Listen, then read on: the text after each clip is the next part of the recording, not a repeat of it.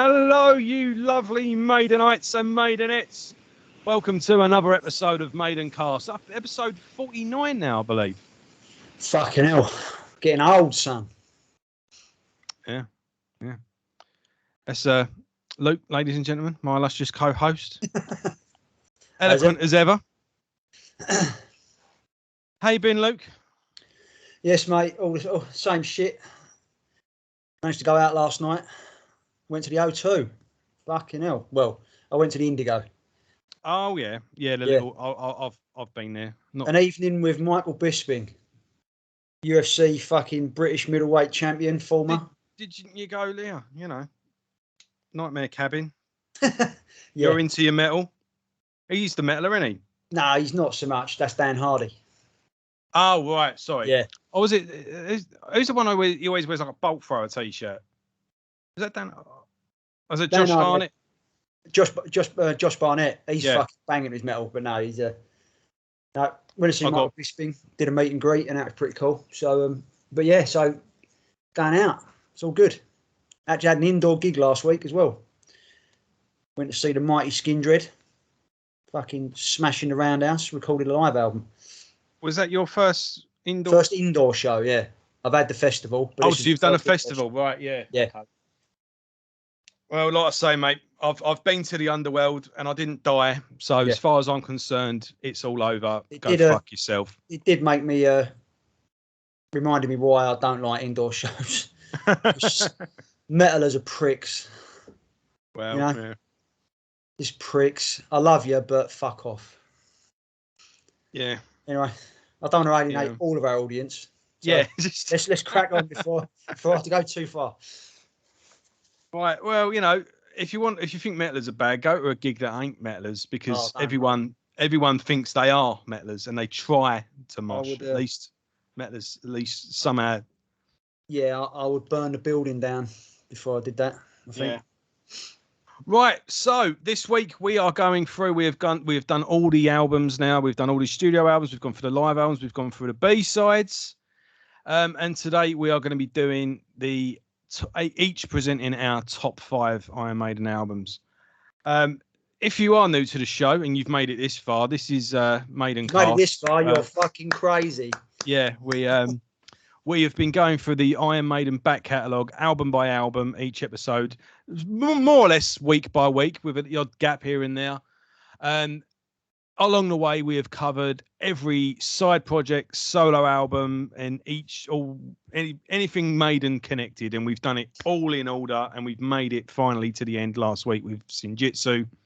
And this week, we are doing our top 5 albums. Top 5 albums and a little wild card to start things off. Before we go ahead, though, I'm just going to do a little bit of housekeeping. I just want to say hello to the Maidencast crew. All of you people that have been commenting, regular commenters and some new faces. Craig Swenson, hello there. A Young, Alex, Mutate, A Different Breed, MJL's I Am 666, and Dave. I'll do it every week. He even said in the comments, just called Dave Beard. Beard, that is it. I thought I wrote down Beard, but I didn't. So, how are you doing, everyone? Thanks for commenting as always, and welcome to another show. So, and just on a personal note, I just want to put a little shout out. My cousin is going to be partaking in an amateur boxing match on December the 18th. He is raising money for cancer research. I'll be putting a link into the description of this video. If you could just have a read, and if you do feel so fit, please make a donation as small as you like. Just the price of a pint of beer, price of a coffee. That's all you need. It all goes in the pot and it all adds up to the total. He's trying to raise $2,000 in total. So every penny counts, every little helps, and it goes towards cancer research. Just a moment of your time is all I ask. Thank you very much. And before also we go on to the thing, I just thought this might be a good little point of discussion. I was just on the mouth, and I just saw a little article, or I say it's an article, you know what I mean. A news. A bit of a stretch on Blabbermouth, isn't it? Because it's like the Daily Mail with the fucking metal world. More like the Sun. The Daily Mail. Yeah, well, no. I don't actually know the difference between any of them at this point. No, I'm saying Daily Mail's really wrong. It's more like the fucking Guardian. It's all left wing tinged, isn't it? Yeah, but we'll say the Sun. I mean, the Sun's a gossip rag. Yeah, comic book, isn't it? Yeah. And Blabbermouth has become the gossip rag of the metal world. Yeah, so this is Blaze Bailey. Have you seen this, by the way? I haven't, no. Well, I've seen something. I get a load of shit pop up in the Google News feed. Some of it's a week old, some of it's like 5 minutes old. So well, I might as well read this out then quickly. Blaze Bailey says Iron Maiden made a conscious decision to exclude guitar harmonies from the X Factor album. So former Iron Maiden frontman Blaze Bailey has offered a tantalising glimpse into the band's recording process in the 90s, explaining that the British heavy metal legends made a conscious decision to drop one of the key elements of their distinctive sound ahead of its vocal debut on 1995's The X Factor. That was a bad bit of writing, actually. Speaking to Eon Music about his recent shows, have been playing the Maiden Years set. Blaze said the anniversary set was kind of my favourites and ones I really enjoy doing, and the ones that feel like old friends. And there's a lot of great music on those albums, but I do everything in my own style. Going on to explain that he and his bandmates have changed the way they approach the tracks, the singer said, I don't do the studio version of Virus. I do a version that has evolved over the years that Chris Appleton, the Blaze current guitarist, and me and the rest of the guys have bent into our own shape to do our own way, and it feels really good. It was then that Blaze revealed that Iron Maiden made a conscious decision to remove the signature harmony guitar style from its sound during preparations for what became the band's 10th album. Bailey said, on the X Factor, there's no guitar harmonies. There's unison guitars, and I put those back in when playing the songs with my solo band. We go, how do you feel about putting in harmonies? And I go, yeah, we'll do it. So my set has those touches in it. Now, what I think Blabbermouth have missed here is that Blaze for a while was a 4-piece. Now he's a 5-piece. Yeah. So I think that's what he's referring to. Yeah. Because Luke's joined the band. Because you could misread that and say, I put harmonies into it. Yeah, no, it's put them back in because he's got 2 guitars like Luke, Chris's brother, isn't it, Luke? Yeah. So where was I? Yeah. So when asked to clarify that it was a very deliberate move by Maiden not to include harmonies on the X Factor, he confirmed, yeah, it was a conscious decision by the band. I wasn't involved in that decision. Pressed on why they would make such a move away from the traditional Maiden sounds, the singer said, I don't know. I can't really comment. You'd have to talk to Dave Murray or Steve Harris about that, really. But that was then. That was where it was. That's a period of time. Bands go through transitions and do different things. And then the next version of Maiden has got 3 guitars. So you wouldn't have predicted that. Oh, we're having a reunion, except it's not quite a reunion. It's actually a lot more than a reunion. We're having a massive reinvention of ourselves. And of course, it's fantastic. It's absolutely wonderful. Elsewhere, Wolfsbane frontman commented on working with Harris and Yannick Gers in 1998 for the Virtual 11 album, especially on the track Como Estas Amigos. Blaze said, we took it to rehearsal, showed it to Steve and said, what do you think of this? And he goes, I love it. It doesn't do that there. It does this here. And that goes there. I go, oh no, you're joking me. And I said, I thought it was finished. And he goes, no, Blaze, it's not finished. He sprinkles his magic on it and does a bit of rearranging, and there it is, of course, and it makes complete sense. So yes, there was I do think, a lot of people, even, whether you love it or hate it, there's always been something a bit different about it album that you maybe not have been able to quite put your finger on. Yeah, well, hence the title. It had an X factor that, that's not just a shit talent show. It's actually a saying for something you can't quite define. It's a feeling. Well, it's that thing that's not quite. You can't describe it. You can't get it, but can't define it. But it's there. Yeah, and you know it, and you recognise it when you see it. Yeah. And I bet they're gutted that that show took took that title, but that's a different subject, isn't it? Yeah, fuck them and the All-Star rode in on. Yeah. So yeah. But yeah, so you know, you can definitely notice he made a conscious decision, and but it was back 3 years later. So it's kind of like with Metallica dropping the solos. Yeah. For St. Anger, yeah, you know, they've things Metallica got fucking ruined for that, and you know, no one even fucking noticed, because I don't remember anything in the time in the press going, well, where's the harmonies? No. You know, it's like, it's just a Maiden. I thought they were there. It's still just as melodic and just as. But you know, is what it is. Right then, shall we get into it? Yeah. So yeah, we'll start off each with a. Have you done yours? Because I'm top 5, yeah, but 5 to 1, fucking forget it. I've done mine in release order because it's, you know. I suppose what really matters is, are you going to end with your all-time favourite? No, because I can't. These 5 are. Trust you. What do you mean fucking trust me? Because that's just you. You always have to go, no, I'm not doing it like you're meant to do it. I'm just going to do it my way and make up a new rule. Maidencast do anything by the rules? But it's the rules. It's your top 5. You go from 5 to 1. That's their top 5's work. I can't do that, so I'm doing it this way. You do it how you want. Yeah, you've at least got to finish with 1.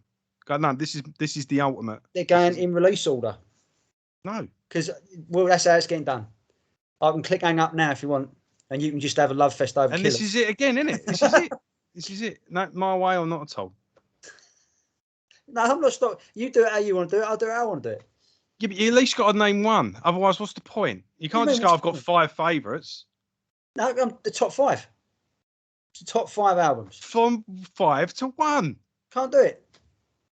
I'll be here till the next album's out and still won't be able to decide it. No, you got to pick one, guys. That's how it works. Sorry. No, I can pick the underrated. No, you got to do your countdown. I'm going to drink this. You do it your way. I'll do it mine. I'm not asking you to pick a favourite kid. Well, that's easy. Oh.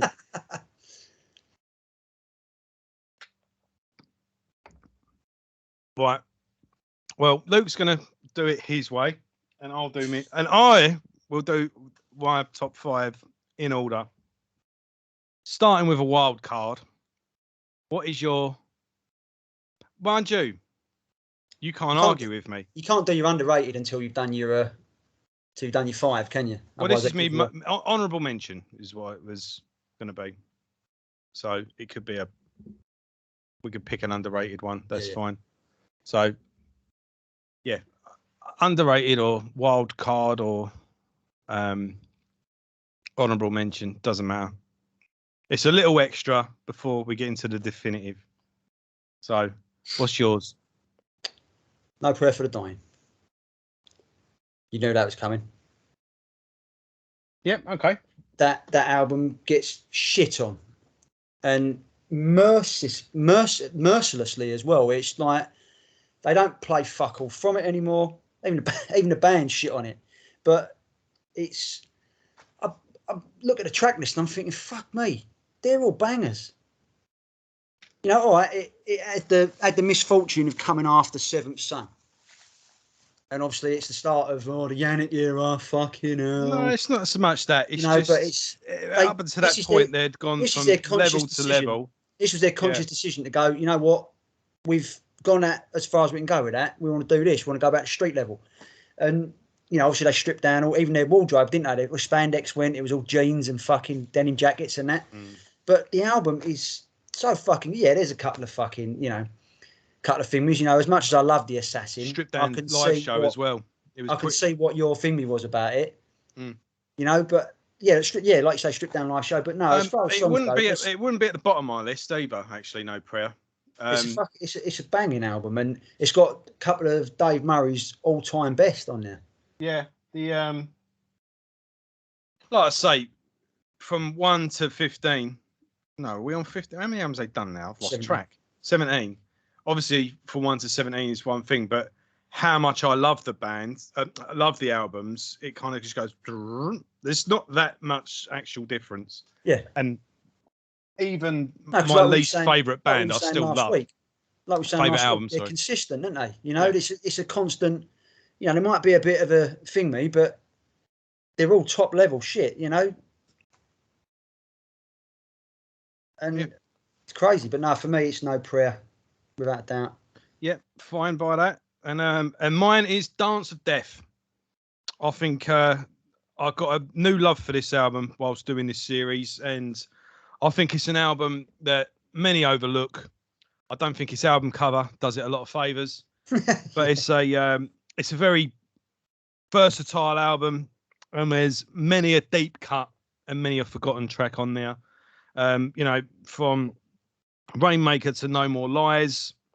But yeah, the second half of the album, pretty much Gates of Tomorrow, New Frontier, the almighty Passchendaele, which I think is up there with some of their best music.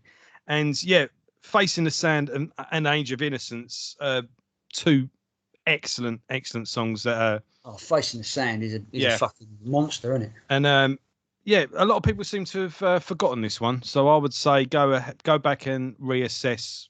Because it comes in, it's like No Prayer gets missed because it comes after Seventh Son. That gets missed because it comes in between Brave New World and A Matter of Life and Death. Yeah. Did you just see what I had in my hand then? No. Right, okay. No, I'm saying it's why it gets thingy, because Brave New World and Matter of Life and Death, everyone goes, but Dance of Death, it's like, but it's bollocks. As we discovered when we did the review of it, it's a beast. Absolute beast of an album. Oh, here he goes. Mr. Professional. Fucking left it while I was listening to it. It's up there. It's all right, though, boys and girls, because I've got another one right here. Because this is Blue Peter. Right. Shall I start the proceedings then? Yeah, go on. Right, well, this is my top 5 in order, which I spent all week meticulously narrowing down, arguing with myself. In fact, no, I can't decide. Oh, here we go. Look, see? I can't decide if this is 4 or 5, actually. My way has merit. Right. So, as always, you know, I think if I did this in 6 months, it'd probably change. It'll every Hence year. Why I'm doing I go for it. No, don't justify it. Right. Fuck off. Every year you go through a band's catalogue and your opinion changes ever so slightly on every album. Otherwise, why would you keep the catalogue? Why would you keep listening? Why would you keep reassessing? I've actually fell in love again, actually, with Technical Ecstasy by Black Sabbath. If you go back, I've got the box set of that. I'm gonna say yeah. And the last time I went through the catalogue, I did not care for that album at all. I used to think it was an underrated gem, and then I actually went, no, actually, I don't like this at all. And then I went back again, and especially listening to the alternative takes and some of the demo versions of the songs. Isn't it? Listen to some of the Black Album stuff, you're like, fucking hell, this is what it could have been like. You know, crazy. So yeah, it'll always change. It's just how it is this year. And of course, I want to know your top 5, but don't be a douche. Don't sit there and go, my favourite album. It's all subjective, ladies and gentlemen. You're all entitled to my opinion. And after all, just remember, folks, be a bit humble. Luke's entitled to be wrong. Come on. Right. Doesn't happen very often, but... Right. Number 5. Here we go. I couldn't drum properly then, because... There we go. The Book of Souls, ladies and gentlemen. I think this was a landmark album. Now, again, I've got a lot of love for Senjutsu, but in short, The Book of Souls, I think, marked a new era, a new standard. Senjutsu merely maintained it. And that's not a bad thing, but I played both back to back, and this still just has the edge for me. And songs like The Red and the Black, it's there every time. And yeah, this is my number 5. I more or less narrowed it down to 7, and kind of they all had to wrestle for number 5. But yeah, this is my top 5 Book of Souls. You see, I couldn't. I mean, my top 5 were literally, they were like hassle free picking them. It was so easy for me. But when it got Obviously to the point not. No, the top 5, it was easy. It was like, right, it's that one, it's that one, it's that one, it's that one, it's that one. It's done. But then, like I said, when I was trying to work out in order, it was like, I can't do it because they either mean something to me, like on an emotional level or a personal level, or they're just fucking absolute out and out bangers. And it's just a case of, that's why I did it this way. So it's going in release order. So we're dropping in 1986 and we're caught somewhere in time. Right, I might as well fucking snap with you. This is my number 4. So yeah, right, let's go. It's everything. It marked, as we kept saying through the course of the series, Maiden like to go in chapters, and this was the start of a new chapter. And you got to give an honourable mention to Rhyme the Ancient Mariner, because I think Steve had taken Maiden as far as he could go. That Maiden sound from 80 to 84. Rhyme the Ancient Mariner was a culmination of that journey. A 13 and fucking 13 minute, 45 seconds, whatever it is, 13.5 minutes of just a fucking epic song. And he couldn't go that style any further. So hence why the opening to Somewhere in Time, the fucking title track, is like nothing you've ever heard Maiden do before. It's completely. It's like wipes the slate clean. Yeah. The fuck is this? You know, you're like, fucking hell. It was immense, just so fucking full. It was Martin Birch's best production at that point in time as well. They sounded full. It was weight. There was fucking momentum in it. And the sound with the old guitar synths was just a fucking masterstroke, because it gave another layer to the Maiden sound. And it sounds like it sounds like it's written like a Blade Runner's soundtrack that they didn't know they needed.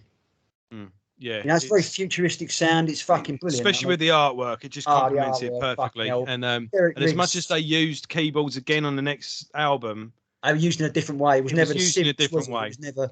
The fact the artwork, Derek Riggs just fucking he excelled himself on that. I mean, it's just such a unique album as well, because it was like the mark of a new sound, but then they just dropped it as soon as they introduced it. They dropped it.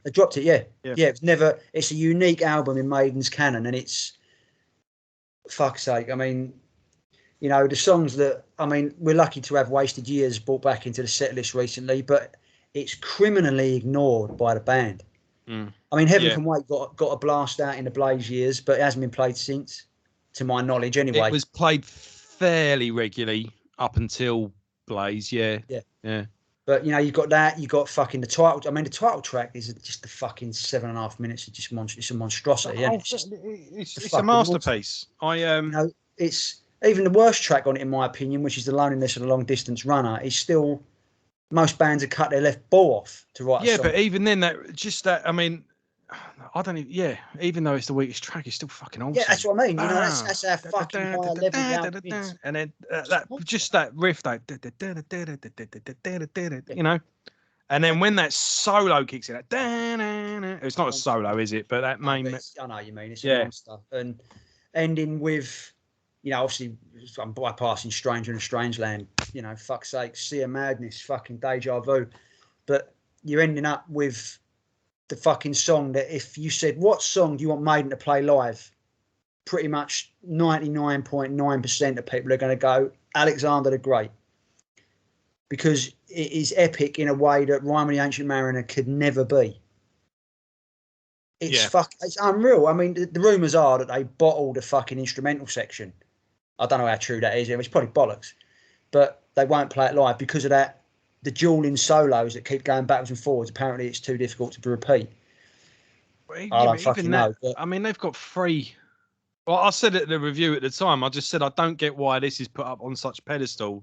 This is the one that they can't even play it live. It's so good. It's like they must have done much more complicated, much more challenging. You know, fuck knows. I mean, I'm not. Yeah. But they must have rehearsed it and gone, fuck, this ain't happening. You know. But for some reason, you know, it's the song, and from 1 to 8, it's just the fucking beast. And deservedly sits. I think, to be fair, it sits in a lot of people's top 5. Yeah, it's an album as well that I always liked. I never had anything against it. I always liked it, but it wasn't until we did that episode on it where obviously I was just focused on it for a week. It really jumped out on me, like fucking. It hadn't quite dawned on me how good it was. So it's taken a massive leap up. Yeah. From doing this. So well, my number 4 matches that. Yeah, so matches, I thought we've agreed on one already. So yeah. I mean, I might as well. I'll let you go first on the next one. Obviously, 4. You know, like I say again, got to stress these are not in order. These are in release order because I just couldn't separate them out. 1988, we Seventh Son was Seventh Son. I mean, what more can you say about the album? It's a fucking same as the one before it. It's a bona fide 10 out of 10. It's a beast of an album. It's the album that America went, what? And I can't work that out because it's metal as fuck. I mean, Moonchild, one of their heaviest ever songs. Yeah, it's Ishan from Emperor's favourite song, apparently. Yeah, and I love the artwork, how it juxtapositions with Summer in Time, because Summer in Time was just complete fucking just whoa, whereas Seventh Son was a completely stripped back. You know, it was so sparse and so like with the fucking icebergs and the Eddie half with the baby and the fucking all that, and it's just so but just that ice landscape suited the music perfectly as well. As we said, Maiden always they tell stories with the music, even if they don't write concept albums, and it always fits in with the artwork. I mean, the way Steve Harris is a fucking genius, but no, Seventh Son. I mean, what fucking hell? I mean, what is there that hasn't been said about the track list? Yeah, I mean, it was the top 5 for me, but like I say, I sort of had a top 5 and then a couple of 2. It was like, I need to reassess. Yeah, and it was pretty much you're gonna have to make a choice here, and I played both back to back, and it was like, do you know what? I think Somewhere in Time has the edge over it. I'm not saying either one's better than the other, but it just just in terms of personal preference, I think I just got a little bit burnt out on Seventh Son. I feel Somewhere in Time just felt a bit fresher to me for some reason. So, but no, it's definitely a top 10 out of 10 album. And I mean, for me, Somewhere in Time. I mean, I've got a special connection to Somewhere in Time. Seventh Son. I've got a special connection to that album because it's basically the album that, you know, everyone says, "Oh, the album saved my life." I'm not going to say that, but it saved my sanity, for lack of a better thing, because I grew up loving Maiden with my dad. It was always like when my dad, before he died, I had the records and I was putting vinyl on the record player on the turntable when I was 3 years old. That's one of the first things he taught me. Don't fuck up the vinyl. Here's how you do it properly. So I learned, and I had the headphones, and I would sit there. They'd be watching telly. Most kids would be fucking on Etch-a-Sketch or whatever. I was sitting there listening to Maiden, Priest, Gary Moore, Bon Jovi, Bryan Adams, the fucking lot. When I was 3, 4, 5, and I was a metal kid. But then when I went to secondary school, and when I finished junior school and into secondary school, and for the American guys, that's sort of, you're talking your 9s, 10s, 11, 12 years old. It was the height of the fucking dance music, the rave scene. And because that's what everyone was listening to at school, no one was listening to metal. So obviously I sort of got sucked into that. I remember having Rave 93 and all that bollocks, 2 Unlimited and Hadaway and all that shit. One day, walking home from school, there's a geezer cleaning his car. And he's got his stereo on. And I'm like, fucking hell, I know this. What is that? It was Infinite Dreams. And I from that point, I was about 10 minutes away from home. I ran home and got home in 5 minutes. And went through my dad's vinyl. My dad had died by then, rest him. And I put the vinyl on. And from that minute, it was metal.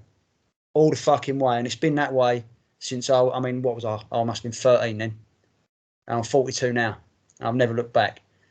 So that album didn't save my life literally, but it would have been I'd been a very different person if that geezer hadn't been cleaning his car that day. Yeah. And that's a mad one. Something intervened there. Set my metal path on course. So whoever that geezer is, mate, fucking love you. Right. So what we got 2 each now? Yeah. Right. My number 3. Can you guess? I don't know. I know what's coming, but I just don't know where it's coming. Right. Number 3. We were just talking about it earlier. It's the X Factor. This is a well, what more can I say? We spent 2.5 hours on it. I'll stop you there because I'm doing mine in release order. That's the number 3, 1995. Boom. So we'll, like you say, we've done 2.5 hours on the fucking thing, or 2 3/4 hours on it. What can be said? I mean, it's an album that just every time, it started out as the odd one out, the bastard stepchild. Yeah. A bastard and a stepchild. And one that no one wanted to listen to because Bruce weren't on it. One of the most slagged off, divisive, looked down on, dismissed albums in the history of rock. And it's a fucking masterpiece. Yeah. What have me and you said from minute one? Yeah. From minute one. Most bands would dream of writing an album this good. They would. Bands that slag this album off have never done anything as good as the worst song. Remotely close to it, have they? And it's just the whole atmosphere about it. It reveals more every time I listen to it, and it's an album that I can't go a year without listening to it, especially this time of year as well. It's just, it's just brilliant, and from a lyrical standpoint as well. Oh, it's dark as fucking shit, isn't it? I mean, it's but it's dark, but there's a lot of hope in it as well. It's not. It's not a defeatist album. It's not. No, definitely not. There is, like you say, there's a lot of it's soul searching, is what it is. It's and a song like Judgment of Heaven really means a lot to me. But the whole album, Sign of the Cross is just fucking epic, and it's become a thing of its own. A much more. I've got much more of a appreciation for The Unbeliever off the back of that. What a song. Yeah. I mean, Look for the Truth. I mean, God. And again, I had only ever heard that on a stereo whilst listening to this album. It was just a song that I always liked. I've never really spoke to you in the depth that I spoke to before, but it was just always like, X Factor's and I just always really liked that song. And then the first time I saw Blaze Bayley, I didn't know if he did Maiden songs or what. And then, when he did Look for the Truth, and it was just when those opening calls, I was like, he's going to do it. He's going to do it, yeah. This is Look for the Truth. And then just, here is the dream that makes monsters of man. Dun, dun, dun, dun, dun, dun, dun. Oh. And I'm like, fucking yes, he's doing Look for the Truth. But the best part was I wasn't the only one in the room. That's it. Everyone was going mental. And it was just a fucking... And he went straight from that into Virus. And it was like, fucking hell.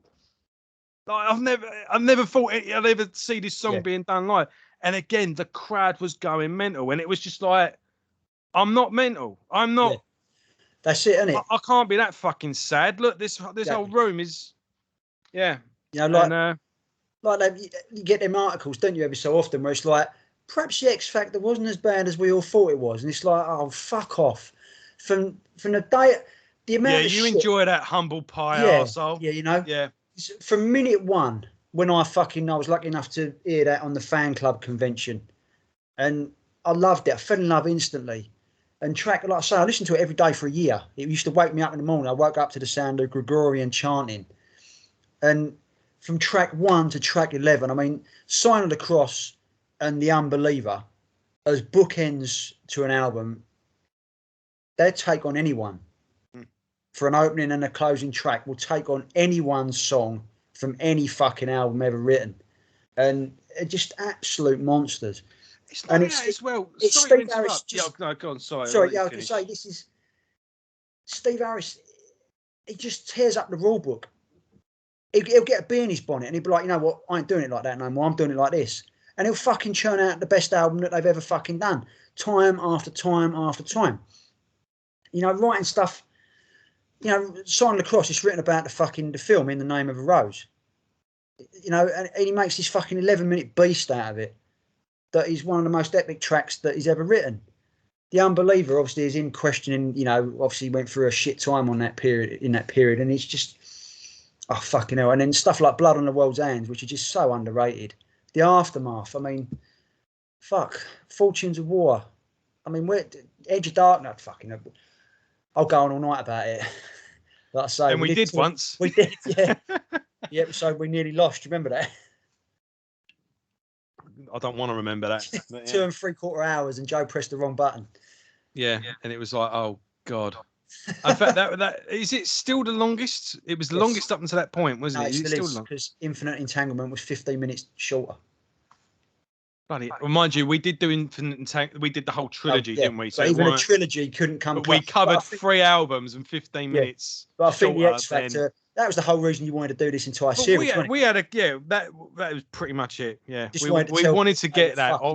We had years and years to get off our chest on that one. It was like, right, now's the fucking time. Finally, you're all gonna fucking listen. That's it.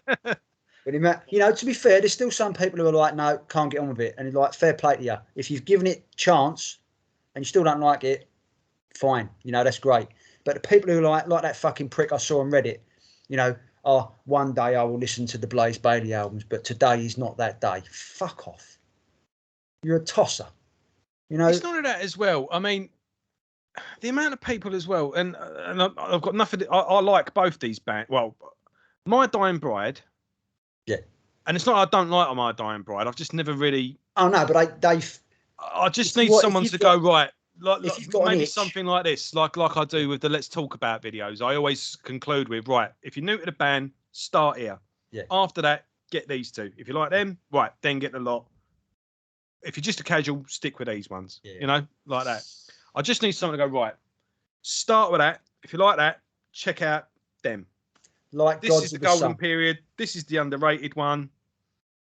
Once you've got this, you'll work the rest out yourself. I just need someone to give me that. Well, I've just started. Got you. What was that? Like Gods of the Sun. All right. Okay. It's the Black Album with a butterfly on the front. Yeah. Masterpiece, mate. Is that got death metal vocals, or because he transitioned to death metal? No, that was the album after the one they toured with Maiden. Or is it just like, I just don't feel like doing this anymore. I might try singing, and then just sings like a fucking angel. Yeah. Crazy. But no, it's a fucking amazing album. So atmospheric. And Candlemass. Must admit, I've not done much Candlemass. I've always been aware of them, but never. But those two out back, like you're going to get an hour of music. You're going to get slow, doomy. Yeah. You know, melodic. They're not in a rush to get where they're going. I mean, in all fairness, I suppose Candlemass are very proggy, but you know what I'm getting at. I mean, I've always said the people that you passed about. If you got Sabbath, passing the torch would be either Cathedral or Candlemass. Yeah. Well, Cathedral British, Candlemass. I want to say Swedish, but don't put my. No, I think. But they're European. So, but yeah, I think they're the two that carried on, that were heirs to Sabbath. But yeah, that's what I'm saying. You're going to get an album with them. You get albums. You get a thick book that you can just lose yourself in and revisit. You know, and people that are into that type of music is what I'm saying. To just dismiss that, you're the ones missing out. You know. So exactly. Yeah. Anyway, cutting off your nose to spite your face. Yes, exactly. So where are we? So we've three each, and we're 2 agreed so far. I know what your top 2 are going to be. I just don't know what they're going to be, or I know what they're going to be, but I don't know where they're going to be. Really? All right. Think you figured me out, have you? Yeah. Okay. All right. Go on then. One of them's like Bulldog's bollocks, but I'm not going to ruin it. I don't know what I can show you a big pair of. Just stick out like. I can show you a pair of Bordeaux's bollocks. Yeah. But go on, next one. You obviously, as I'm going in release order, we're at year 2000. It's reunion time. It's a Brave New World. It's just a monster. another monster, another opening chapter, another time Steve Harris went, I'm doing this. And it's going to be awesome. I mean, the geezer just shits out quality. You know, when he goes to the bog, there must be rainbows and perfume because he is fucking ridiculous. I mean, I know some of these songs were left over from the Virtual 11 sessions, whether he wanted to keep them or whether he didn't want Blaze to ruin them is another, you know, a thing we've discussed. But I mean, Wicker Man, Goes to the Navigator, the title track, Blood Brothers, fucking hell. You know, Dream of Mirrors, my God, the Nomad, the fucking Nomad, Thin Line Between Love and Hate. I mean, what? It's just a fucking monstrous album, and what a statement of intent to all the people who said, nah, Maiden washed up, finished, done, fucking move on, let's move away. Really? Here we go. Have that. 10 out of 10 album. Yeah, it's not bad. So moving on, my number 2 is an absolute masterpiece. This I do twin with another album. To me, there's these 2 albums which are pretty much just one. But here we go. It is the faultless. Every note is in its right place. Track from 1 to 11. This one's only got 10. But this is a perfect heavy metal album for me. And take no notice of him, right? Because, I mean, I do see these 2 as just one continuing album, really. I think there's many an album like it where you just got 2 and you've just got to have both and they just finish each other off. I would say Heaven and Hell and Mob Rules by Black Sabbath. I think the first 2 Merciful Fate albums, I mean, the first 2 Merciful Fate albums and the EP at the beginning, to me, that's just one long set. But yeah, they just pick up where the other one. But so it's kind of a draw for me. But give it a thing for me, it is killers. I just love every single song on this. I love the atmosphere. I love the youthful energy, I suppose. I love, you know, the way they start to expand their sound on songs like On Another Life, Innocent Exile, or what's the slow one on this? Prodigal Son. Prodigal Son, yeah. One that Bruce wants to play live. Yeah. This one, the only song, no, I think Strange World is the only song on the first album that Bruce has neither done live nor re-recorded. But yeah, that'd be great. Funnily enough, Bruce Dickinson's favourite Maiden album. I've seen him say it more than once. Scott Ian's favourite Iron Maiden album. Barney Greenway's favourite Iron Maiden album. Max Cavalera's favourite Iron Maiden album. He told me when I interviewed him. I can't have a taste, is it? Yeah. So how can you not want to headbang to Murders in the Rue Morgue? How do you not want to pump your fist to Wrathchild, you know? Oh, live? And I'm so sick of living. I might as well end today. Live, those songs take on a whole new meaning for me, but on the album.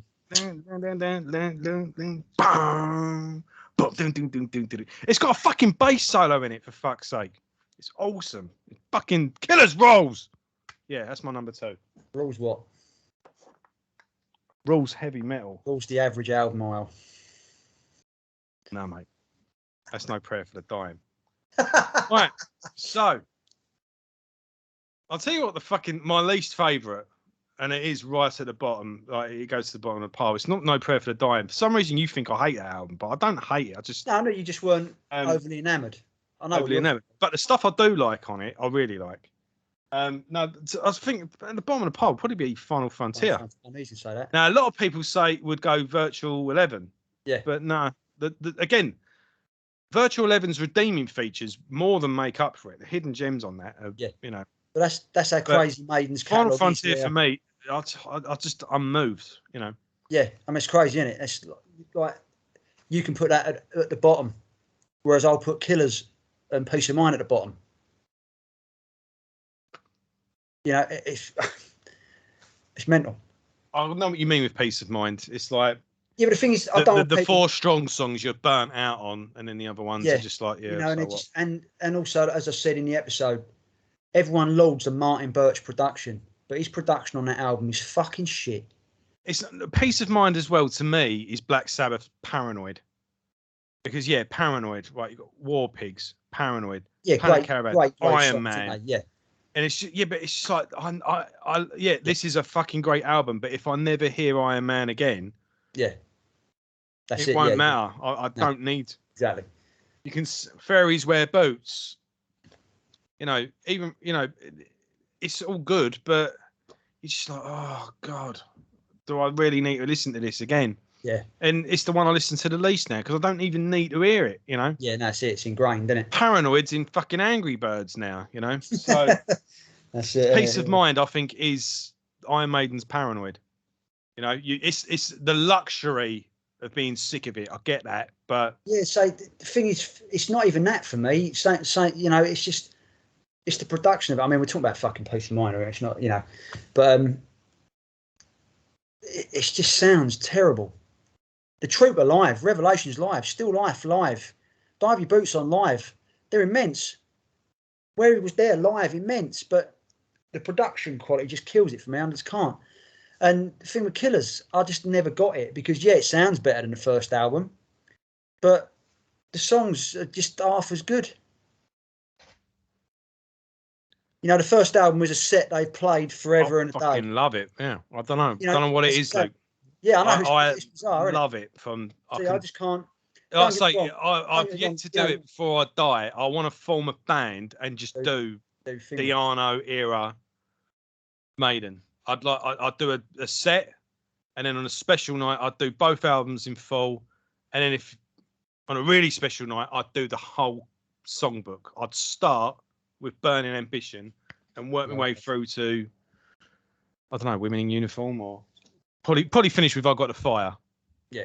And I'd do the two albums. Cover, yeah. But no, I just can't. I mean, like I say, Killers and Rothschild live are brilliant. Brilliant songs. Prodigal Son. What an amazing song that is. And Maiden Japan's one of my favourite live albums. Like not my favourite Maiden, one of my favourite live albums. Yeah. It's a storming set. They're on fire on it. And I just never. Although I do kind of think of it as a separate band. Like you could say Maiden, as we know them now, started on Number of the Beast. Oh yeah, it's a fucking million miles away from Killers, isn't it? You can really push it and say Peace of Mind, but I mean, as much as the whole YouTube channel is metal, one of my favourite bands is Depeche Mode, and Depeche Mode actually, to me, started on their fifth album. And you could say it with Thin Lizzy as well. Thin Lizzy, as we know and love them now, the first album was really their fourth. The first three albums, they were a three-piece and they were blues. When Scott Gorham come on board on changed. Is it Nightlife? And I can't forget the other guy's name now. Fuck it. Brian Downey. Brian Downey, yeah. Yeah. I've got to fucking look it up now. That's embarrassing.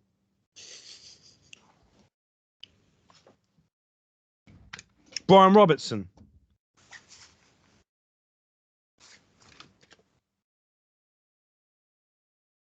Yeah. Brian Robertson's guitar. Yeah. Brian Downey's a drummer. Yeah. I knew I got that muddled up. Scott Gorham and Phil Lynott. Yeah, but that's the fourth album. But yeah, it's what I started. It's kind of like and it was meant to be a new band, and the record label went, "No, you're not doing that. We've got 3 albums under the Thin Lizzy name. Right, we'll carry on." But so you could really say that. I think of it. Yeah, it's Iron Maiden. Don't get me wrong, but it's so far removed from where they are now. Yeah. They've just I kind of think of it as just a separate band that's just not together anymore. Yeah. And I love collecting little bits of it, and a bit like a band, Holy Terror. They were like demo, album, split, and everything is now together in a box set. But you get the odd bootleg and things like that. I interviewed the guitarist of them. I showed him my collection off, and he was just like, "Fucking hell, man, you've got more than I have." He even said as well he was going to email me some stuff, but he didn't. Bastard. That's another. Yeah. He's like, I've got some good stuff actually. You might like it. I'm gonna. But yeah. Right. Here we go. One left. Last ones, yeah. Who wants to go first? Well, yours is actually a number one, and mine is just a culmination of 5 albums that I couldn't separate. So I'll go first. We are bang up to date, ladies and gentlemen. 2021. Senjutsu. It's fucking. I'm with Nico. He thinks it's the best thing they've ever done. I mean, I can't separate it from those 4 drop dead classics that I've just talked about. But I mean, it's just unbelievable. I mean, we did a 2-hour job on it last week, and it just never felt. I mean, I've been off of it for a couple of days, and I put it on again today, and it was still just hit me like a ton of fucking bricks. Ton of bricks just comes down on you hard. I mean, hell on earth, fuck's sake. I mean, what? I could do an hour talking about that. Yeah, you know, Death for the Celts, Time Machine, Writing on the Wall, fucking hell. I mean, the Parchment, fuck's sake. It's just ridiculous performances, ridiculous songwriting. It's just fucking... Right, I've got to tell you something, mate, because you know when I always go, like, I always wake up with an earworm, you know, like, you get into a thing, you go, right, I'm singing this as I'm waking up. Yeah. And I'll get like a little, or you wake up in the middle of the night and you just a little... Yeah. I was like, with Diano, I was like, I got to the point where I was singing the Diano. Like, I was like, for fuck's sake, together forever. Fucking hell. And then it was like, you know, yeah, like I'm getting songs stuck in my head now, and I've got that and I was sitting there going, the Parchment just ain't fucking getting me. I don't get it. It's like it goes in one ear and out the other. It's 11 fucking minutes. By the time the song starts and I get to the end, I can't remember how it began. Recorded the video. It said, hold the my beer. next fucking morning, I woke up going, I thought, oh, you bastard. Just to spite yourself. Yeah. It was I was like Chandler at his desk. This is it. I'm worrying about the wieners. Oh. Yeah. Yeah. This is me. I told you, didn't I? It just hooks itself in there, and yeah, I was just playing it, going, well, this song just isn't fucking grabbing me. And then I woke up the next day with the riff in. Yeah, I was like, oh, fuck it. It's there, isn't it? Yeah. Yeah. But no, I've got enough. You know, I love Senjutsu. I mean, it's just, I don't know. I felt like I say, Book of Souls was the mark. You were that was fighting. That was the flag in the sand. That was fighting for position, wasn't it? Yeah. It was like it didn't quite overtake it. It maintained it. It was still on the same level, but it didn't go boom. Here we go. Yeah. I mean, Empire of the Clouds is such a fucking achievement. It's ridiculous, isn't it? And it kind of made me. It kind of pissed me off a little bit because, like, reluctantly, you know, Iron Maiden is Steve Harris, but Bruce Dickinson has written one of show him up there. Yeah. And that. Why do you think Harris fucking sequestered himself away for 5 minutes? Is fucking amazing. Stupid, isn't it? No. You know, and I said it last week. I mean, I'm actually, there's part of me doesn't want them to release another album because, you know, what happens if it ain't as good as this? Then they're going to have to make another one. Do you know what I mean? It's like, I'd sooner them just go, you know what? We're done. Do you know who did it best was Bolt Thrower? They just went, they made what they thought was a masterpiece. Yeah. And they honestly just went, when it came to the new album, they went, we started writing and the material didn't match the standard set on the thing. And until we come up with something that's better than that, we're not going to. And they just didn't do another album. And it's like, you're going to do the record? Fuck you. We're not doing it. That band did everything on their terms. Yeah. They did not do anything that they didn't agree with. They were honest with their fans from day dot. They did everything, you know, to their rules. They even had a T-shirt that says, in a world of compromise, some don't. And reminds me of someone, actually. And and they went their own way as well. You know, when tragically their drummer passed. Yeah. It was the year anniversary, and they said when we carried his coffin and laid him to rest, Bolt Thrower went to rest with him. Yeah. And that's it. and that was it. They just never did anything, you know. So how can you argue with that? You'd like their last album, actually. Do you like Swan Song? You know, like a watered down, not it's watered death down. metal. Yeah, but they're a bit like AC/DC or Slayer. They bolt thrower, bolt thrower. Yeah, I know. What improved was the production throughout the albums, but that one had Iron Maiden riffs, melody.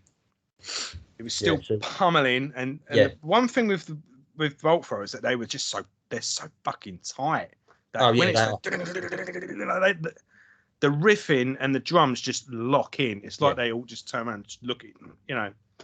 But yeah, they had that last album's quite melodic. Yeah. Where is it? And it's just so fucking British as well. Oh yeah, That's the cenotaph. Yeah, it's like that says it all. Those once loyal, that is fucking class, mate. I think you'd like it. You know, I know you wouldn't. I wouldn't give you their first or second album. Oh no, because I've heard Bolt Throw before. One of my mates syndrome, and like I say, it's not for me. But I'll you know, because you know where I'll go if there ain't that one has an edge to it. You know. Yeah. Right, I think it's down to me now, isn't it? Yeah, it is. I've got an idea what it is. Go on, have a guess. Brave New World. No. Really? No, it totally is. It's Brave New World. Yeah, I was going to say after our reviews of it. You know, Mr. Harry Harris has a theory that every Iron Maiden's every Iron Maiden fans' favorite album is their first one. Well, I guess he's right with me anyway, because this was not technically my first Iron Maiden album. My first Iron Maiden album was Best of the Beast, but this was the one where I jumped on. I always, as a kid, saw Iron Maiden albums and T-shirts and always wondered what they looked like. And my dad was always like, "No, you don't want to listen to that shit." More for him. But this was where this is 2000. I was just leaving school. I was earning my own money, so I was, could buy my own records. And this is where it all came together. You know, Bruce had just come back in the band, and this is where I jumped on, really. I got Best of the Beast and then this. And, I honestly thought Shinjitsu was going to be number one for a while. And then it was even Book of Souls. And then when I just re-listened to this the other day, I was like, nah. That's why. I mean, you had a pop at me for not doing an order. She's the one. She's the one. I just couldn't do it. Yeah, man. It's just... It's an album of two halves. You've got the main ones, you know, Wicker Man, Ghost of Navigator, Brave New World. I mean, Blood Brothers just gives me a lump in my throat every time I hear it. Is there a better opening tracks than that? You know, there's nothing more valuable to me than my friends and my family, and that song reminds me of that. But again, it's just perfect. It just rolls out of the speakers every time. Nomad is... When you put this as number 2, it was just like, you fucking bastard. I want to jump in with this, but I can't. Because I'll try it. But the Nomad is just fucking... Out of the Silent Planet is even... It's kind of crap, but it's awesome. And, the Thin Line is just... But, the Thin Line with Love and Hate, mate, it's just... fucking fantastic. I mean, it's mad how much the Dave Murray album it is. The emotion stirring on that song, and the way it just ends with the clean, with Bruce just does that final line at the end. And I'll tell you why this is number one for a couple of reasons. I would say to anyone that I would argue that this is the definitive Iron Maiden album. I would give, if anyone said to me, Iron Maiden, what just like I said with My Dying Bride earlier, where's the best? Right, there you go. There you go. And I'll tell you why. Because this captured everything that came before it, and yet projected everything that was to come. Everything that's followed it comes from here, but it accumulated everything that came before it as well. It just slots right in the middle. And I would say if you start with this, you can go either way. And that's what's so great about it. And yeah, just listening to this the other day, it all just came back. Stuff that I forgot, and it wasn't even that long ago when we reviewed it. That's it. Yeah, and for me, it's the most perfectly produced Maiden album as well. Kevin Shirley's first, and Maiden have never sounded before it or after it have never sounded better. There was a clarity to you could hear for the first time really. You could hear Nico's incredible drumming. You could hear the fucking bass clear as day. You could hear all three guitars. They all dance around. Especially if you listen to it with a decent set of headphones, they all dance around the mix, but you can all hear three separate goings on. And Bruce had a point to prove. Because he actually said, there's one in quotes, isn't it? He said, I wouldn't have come back if I didn't think we had more to offer. Mm. And especially after the way, especially Steve Harris had a point to prove. I wouldn't have come back if I weren't skin. Yeah. But, Harris obviously had a point to prove because he'd just taken a 5-year battering. Yeah. The in the book he says, why do you want to come back? Because I'm not just doing one album. You get a payday, and it's I remember in the Repentless with Slayer, the special edition comes with a DVD, and Kerry King's never been one to pull his punches. No, he's tells he's done it. Where I don't think anyone ever explained. I'd love to be there when his wife cooks something that he just doesn't. So what did you think of that? It was all right. Yeah. My mum made better. Like he's the type of person who would just say it, wouldn't he? But he said about Paul Bostov coming back to the band. He was like, yeah. Well, the first thing I thought was, why would I want someone in a band who's quit it twice? It's like, you put that in a DVD. What got cut? He just basically says a pop at Paul Bostov. Taking no prisoners, mate. Yeah. But I mean, feel free to but just because they're in my hand here, just to recap, I think I'm not saying these are the definitive 5, but what I will say from these 5 is that they do cover all bases. I mean, in my top 3, you've got all 3 singers. Yeah. And that's it, and then you've got Somewhere in Time, and I mean that's the amount of Graham Book of Souls covers. Oh, it's crazy. Yeah.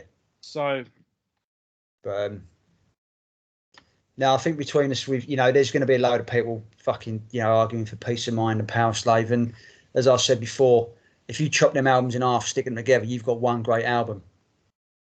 Because Maiden now don't do filler.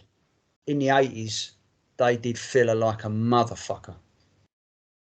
Oh, they did sandwich filler back in the days. I mean, it makes my teeth itch when I see people talking about Sun and Steel and Quest for Fire and all that, and it's like, oh really? It's shit.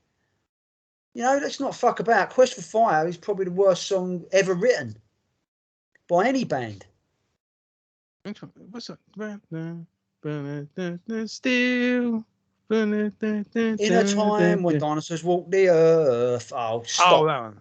Stop. For Quest for Fire. Yeah. No, the worst song they ever did, mate, was The Assassin. Come on. Come on. Even you get comedy value out of that. Better watch out. You remember Hal and Pace when they were the 2 bouncers? Yeah, You could get the Mitchell brothers and EastEnders. Better watch out. Because I'm the assassin. It's fucking terrible. I love it. I love that song because of the drumming in it. Nico is on fire on that track. But yeah, I mean, hooks in you, hooks in me. That's a fucking great song. Oh. But I mean, do you know what? Fuck it. Peace of Mind's my favourite. Oh, fuck off. Yeah. But let's be honest here. I mean, we've just done a top 5, but like you say, in a year's time, it could change, couldn't it? Yeah, I mean, Public Enemy #1. I do genuinely love that song. Mate. Yeah. I mean, fuck's sake. And Fate's Warning's a bit of a rarity, bit of a deep cut. Yeah. What did you give for your honourable mention? I've fucking forgotten. Did you do one? Dance to Death. That was it. Sorry, yeah. Yes. I mean, fuck's sake. I mean, But you can go literally from track 1 from Prowler to Hell on Earth, and what a journey! Fuck's sake! What a journey! Yeah, I've gone from going out on the pole, knocking one out in a bush, to looking the apocalypse in the eye. Yeah, but you could literally through those. What we talking about? 17 albums, 100 and fucking what? Off the top of my head, 185 songs, give or take. You could count for me. That's anyway. A pretty accurate number, Luke. You bet. Yeah, no, go on. If you count them, it's probably around that. But you could go. For me, the fingers of one hand is the amount of songs that you genuinely go, oh, out of 180 odd. Oh yeah. Fucking hell! I mean, that is some severe quality. You know, you're talking like we talked about it before, but the amount of quality this band put out. You know, don't get me wrong. I shit on Killers and all that, but it's not like it's a bad album. It just had the misfortune of being. No, yeah. He said it. Yeah, he said it. But it had the misfortune of being in between the debut and the second debut. You know, it just couldn't compete. Number of the Beast is a second debut. Yeah, it just could not compete. Yeah. Same way as Peace of Mind cannot compete with Number of the Beast and Power Slave. Because I know that Power Slave for me is half filler, but Ace's Eye, 2 Minutes to Midnight, Power Slave, and Rhyme of the Ancient Mariner. There's nothing on Peace of Mind that remotely comes close to those. Or comes close to fucking Number of the Beast or 22 Acacia Avenue or Hello Be Thy Name. You know, the albums that I don't like, or not, it's not that I don't like them, it's just they're not as memorable. But all those songs... Don't get me wrong, like my least favourite is Final Frontier, but if I was on like a 12-hour flight, Australia or somewhere, and I'm it turns out the whole thing's down, and all we can do is play the same CD over and over again. Yeah. All we've got is Final Frontier by a mate. It wouldn't be that bad a flight. No, let's not fuck about. Yeah, you know, I mean, all you have to do is listen to the Wild Wind Blows twice, and we're there. The flight's done, yeah. So yeah, but it's a case of my least favourite. I mean, I wouldn't have dedicated nearly a year to my life. I guess it has been a year to, I couldn't do that with any other band. The quality just ain't there, is it? It's. I mean, there's other bands I like just as much, but I haven't got a mate that I can talk to. Yeah, that's it. Yeah, but no, I mean, fucking hell, they're lightning in a bottle. They're the only band for me that comes close to them for the amount of quality and the amount of ability and the amount of songwriting and everything that just clicking is Pantera. And forget the Kiss years. I'm talking 90 to 2000. That lightning in a bottle period. I don't even think they were that bad. The man, no, they're not. Stick those albums get, which is mainly by the band, actually. Yeah. If they officially re-released those albums, they'd sell like hotcakes. Oh, they would. The fans don't mind it. It's the bands that. But it's just for the fact of sheer, just like I say, lightning in a bottle, just one off, never to be repeated. Maiden and Pantera, they just rule the fucking roost for me.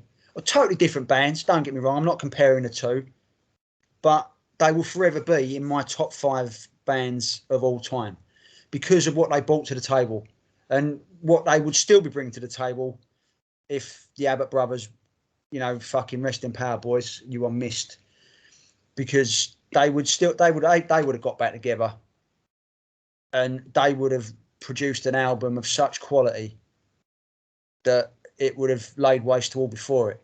I've no doubts about that.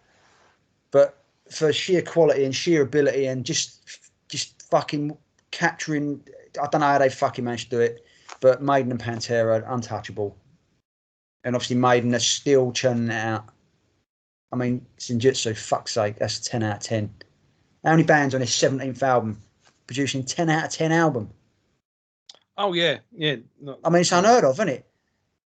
Like I say, I said this when we did the review. It's as if you don't go, this is the best thing they ever did, it comes across that you don't like it. No, it's not that I don't like it. it just didn't reach the top 5. But like I say, it's still new to me. I am still kind of taking a lot of it in. But I did do a poll the other day. What my 3 favourite songs were. I chose Hell on Earth, Lost in a Lost World, and Days of Future Past. They're my 3 on that. For me, Hell on Earth, Writing on the Wall, and Time Machine. I fucking love that song. Yeah, I fucking love that. When that in, mate. Oh, they're all good. It's all good. But with Lost in the Lost World, it's that. It just gives me. And then the Days of Bam, bam, bam. Yeah. It brings out my inner Nico. That one. Yeah. But like I say, when you're drumming in your car, and everyone's looking at you like you're mad at the traffic lights, and you're sitting there like Nico going, hey! Yeah. And fucking hell, what a band, fucking just ridiculous. And everyone who fucking comments on here, I bet they'll all do their own. No, I hope they will. And they'll all be different. I've said this from episode 1. This is your show as much. This is your show. Yeah, please put your top 5s in. You have your say, guys. I bet they're all different. All the regular guys. I want yours at the bottom as well. This is just a conversation starter. Yeah. We've done all the reviews now. We've done the thing. This is all. Yeah. Like I say, I bet the order will be different each one. Because that's crazy. That's the best thing about it. It's you don't have to go, oh no, this is the best. No. What's your favourite? Yeah. Because everyone's got their own little take on it. Yeah. Everyone's got their own personal story. You've got your relationship with your dad. You've got I'm surprised you didn't bring Fear of the Dark up because of that. Well, yeah, fucking hell, yeah. The first album I ever bought, with my own sort of thing. Your own money, but then you tell that story about Infinite Dreams. I mean, how can someone sit there and say, "Oh, this song's better than that"? Well, no, because that's what that song meant to you, and that's it. Yeah, It's like a song like Brave New World. It's not Brave New World. So, Wicker Man. I mean, that should be in a Rocky film. I feel like I could knock out Tyson Fury when the whoa kicks in. Oh yeah, it's like the hairs go up, don't know, the back of the neck, and it's like, whoa. Wouldn't want to try it, but I literally feel I can do 1, 2. I could run, hop, skip, jump, and I feel like I could take off. Yeah, that's how good I feel during that. And my previous band, we did a gig in Morocco. We didn't headline a festival, but we closed the festival. It was It was fun enough. It was us because we were special guests from Morocco, so we were a British band. And the headliner was Dark Tranquillity, and Dark Tranquillity had to catch an earlier flight, so they went on before us. Fucking. So we didn't headline, but we closed it. But it completely fucked us because we were a half-hour set before Dark Tranquillity. We had the captive audience. So we went up to the singer of Dark Tranquillity and gave him a CD and a T-shirt and said, please, please, please plug us. And before the end of his last song, he went make sure you check out. And before, this is it, man. You're playing a festival. It's a fucking big old crowd. I played it before we went on. The Hand of Fate of Moving and the finger points to you, Everything is led up to this gig, and I played that until I was backstage playing it in the thing, and then right, Mike, I'm ready, and just ran out and did it. It was awesome. Nice, good story, man. But yeah, even a song like Fear of the Dark, it's just timeless. It tells the tale. It paints a picture.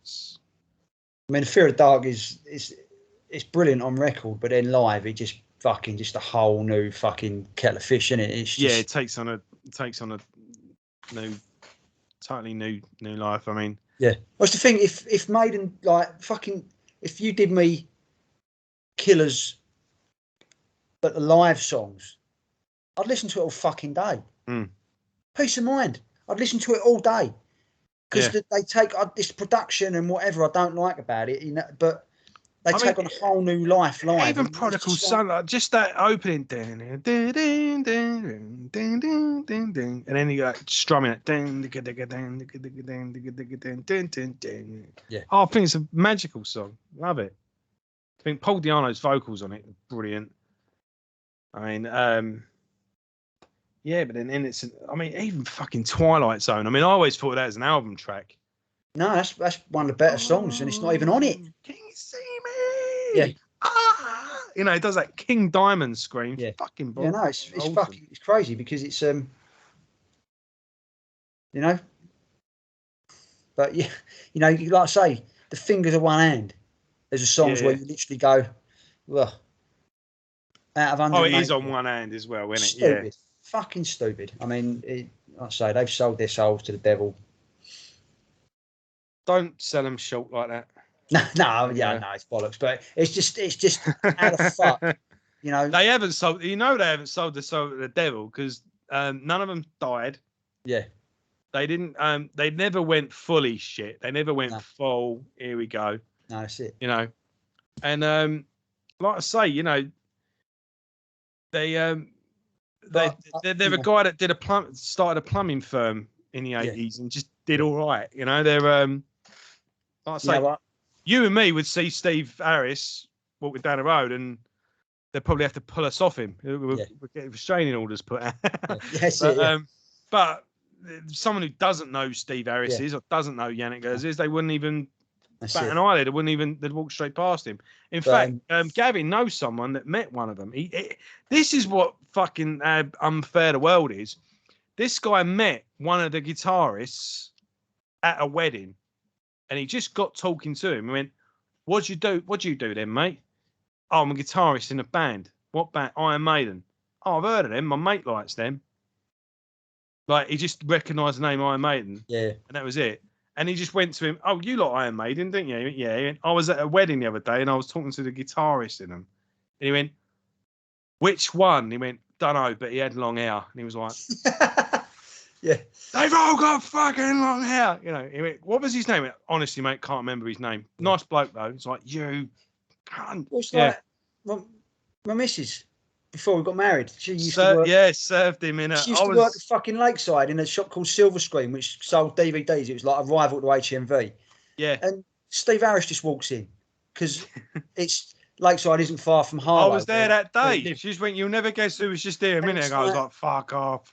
Yeah. It's just he just walked in and she was giving him recommendations of what films to buy and all that. Didn't he buy the Pink Panther box set something like that? Yeah. And the fucking thing was, we'd had a row that day, so she deliberately didn't get his autograph because she was pissed off with me. It's like, oh, fucking hell. Well, she'll never need to get her own back at you again. Yeah, I know. It was like, fucking hell. But you've never rad since. No. You never know who she's going to bump into. Yeah. But, you know, when I said they sell their souls to the devil, I'm not selling them short. It's just I literally cannot comprehend how the fuck, you know, they are so good. You know, I cannot wrap my head around it. You know, it's just one of them things. It's like string theory. It'll be like, you know, fuck, how? It's just it's just like a supernatural quality to it or something. It's fucking unreal.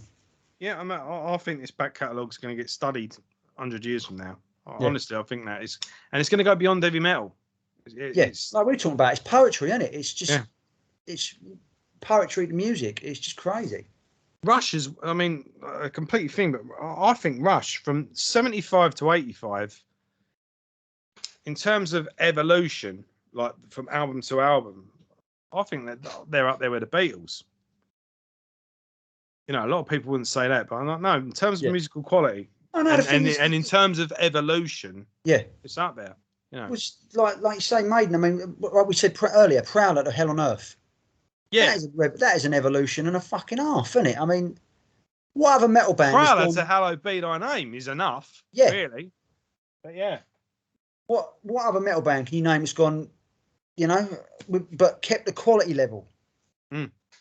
You know, we can't say Metallica because obviously. And none of that. Someone will go, "Oh yeah, but don't forget, like I just pulled the Beatles out my arse." Yeah. But they went from 12 albums, but it was the same lineup. Yeah. It's like, yeah, all right, but how many bands survive The changes? changes? The fact that they kept, not only did they keep the standard from a lineup change, they actually improved with every lineup change. It's not like Megadeth, is it? Where obviously you've got Dave Mustaine, he's the driving force, like Steve Harris. And you have to keep up with it. Yeah, they all had to keep up with him. But you know, even as much as Marty Friedman was a fucking asset to the band, yeah, look what he's doing, what he did afterwards. You know. But the thing is, Megadeth's quality level hasn't been consistent. No. That's been all over the fucking show. When they've been good, they've been awesome. But when they've been bad, it's been a Super Collider. Yeah. And that ain't that long ago. No. You know, Super Collider came out just before Maiden, they were doing Final Frontier. Now, you put Final Frontier next to fucking Super Collider. I don't care what you say about Final Frontier. It's night and day. Yeah. You know what I mean? It's just the quality level is just like you're saying. I think they should do a study on the man because he's driven like you would not believe. One thing of Super Collider though, cool cover of Cold Sweat on that. Oh yeah, it's pretty good. Yeah. The Thin Lizzy song. Thin Lizzy song, yeah. John Sykes wrote it though, who obviously White Snake. Yeah, and Blue Murder and all that. Yeah. But yeah. But yeah, we're just fucking rambling now, aren't we? We're just banging on about how much we love Maiden. It's beautiful, isn't it? You know, it's my my favourite subject, as Phil Anselmo would say. Yeah. But no, so yeah, please guys, put your top fives in the comments and let's have a discussion. And that reminds me, I've got to go through and reply to this about 1,000 comments because I've missed out so many. I will get there. Have no fucking fear. I will get there. Right, folks. I think we've milked this for all we can. Yeah, you've made it to the end of another Maidencast episode. I don't know what we're going to do next week, but we'll come up with something. We're doing the ultimate, aren't we? And I'll tell you one thing is what I ask as well, guys. When you do put your comment, put where you live. No, yes, please. Like, as in time zone. No, not your address. But apart from the guy that said he wants to have a beer with us, we can arrange that. But we can just let us know, what country you're in, just so we've got an idea of time zones, because I need to start doing live streaming. I keep saying I want to grow the channel, and I just never come. But yeah, we're going to do a live Maidencast, and you guys that comment regularly, will send you out a link, and you can join in, and you can put your 2 pence worth in. You can tell Luke how much you love Killers, and and yeah, we can have a maybe that will be the round off where we cut it off. But we need to work out a time. So that would be a really good way to end it. I think is us talking to you guys, and it can go on for fucking ages. Yeah, exactly. That'd be really cool. So I'll look into. It can't be that fucking hard. Every YouTuber does it. I just never found out what to do. It's just finding the sweet spot for everyone, so no one has to get up really early. I want to do a decent time zone. Tell us what time zone you're in, what country you're in, and roughly what day you can do, and we'll give you a big bit of notice as well. Maybe we'll do more than one. Who knows? But we'll try and do a live stream that you guys can join in on. So yeah, the regular commenters, you all know who you are. We've called you out. You guys especially, but if this is your first episode, like, subscribe, go to the thing and watch the previous episodes, and you're welcome to join as well. And so we'll sort that out at some point, and then next week we'll we'll do this. We're going to do the ultimate Iron Maiden album. Yeah, track 1 to 12, and you've got to compile it. I've got to compile it. Yeah, I'm saying you got to go, because 1 to 12 is obviously the longest Maiden album is 12 tracks. So we've got to come up with our own album. Our own one each. Yeah, it's 1 to 12 because it's the longest Maiden album is 12 tracks, and you got to go for all your openers 1, 2 all the way down, and you got to pick the ultimate Maiden album. I don't even know I could do that, but yeah, okay. That's gonna be a killer. He said it. Yeah. Right. On that note, see you later, folks. That's it. Laters. I'm going to come up with some killers and come up with a certain X factor to come up with a killer album. See you later, guys. Have a great weekend.